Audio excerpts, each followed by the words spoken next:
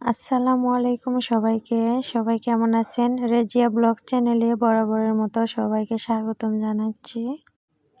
Skip না করে পুরো ভিডিওটি দেখবেন আর ভিডিওর শুরুতে একটি লাইক দিয়ে আমার পুরো ভিডিওটির পাশেই থাকবেন। তো এখানে আমার মেয়ে খেলা করছে ওর বোনের সাথে। দেখেন আজকে কীরকম বাতাস, রোদ আর বাতাস একসাথে উঠেছে।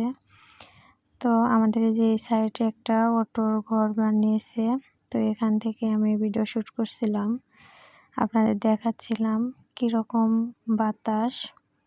তো আমি কিছু কাপড়ও নাড়ছি, আজকে অনেকগুলো কাপড় ধুয়েছি, সেগুলো শুকাইলাম।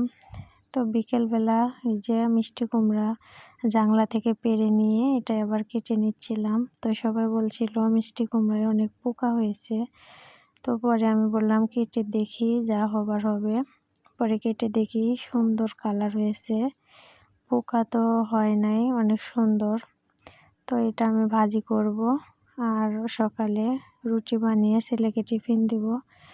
তো এই যে এখানে বাচ্চারা খেলা করছে। তো কাঁচামরিচ শেষ হয়ে গেছে, আমার বোনে এই যে গাছ থেকে কাঁচামরিচ তুলে নিয়ে আসছিল। তো বাজারের কাঁচামরিচ শেষ হলে আমি এবার এরকম গাছে থেকে কাঁচামরিচগুলো ছিঁড়ে তারপরে তরকারি রান্না করি। তো তিনটা গাছ থেকে অল্প অল্প করে নিচ্ছিলাম, মরিচ শেষ হয়ে গেছে। এখানে ডাঁটা দিয়ে ডাউল রান্না করব আর এই যে পেঁয়াজ মরিচগুলো কেটে নিচ্ছিলাম। তো আমার বোনও আমার কাজে হেল্প করছিল। তো রান্না করতে করতে রাত হয়ে গেছে। তো এদিকে আমি মিষ্টি কুমড়াগুলো ধুয়ে নিচ্ছিলাম আর ওইদিকে ডাউলগুলো ভিজিয়ে রাখছিলাম। তো আমি জ্যোৎস্না রাত্রে এরকম রান্না করেছি, বাইরে জ্যোৎস্নার অনেক আলো।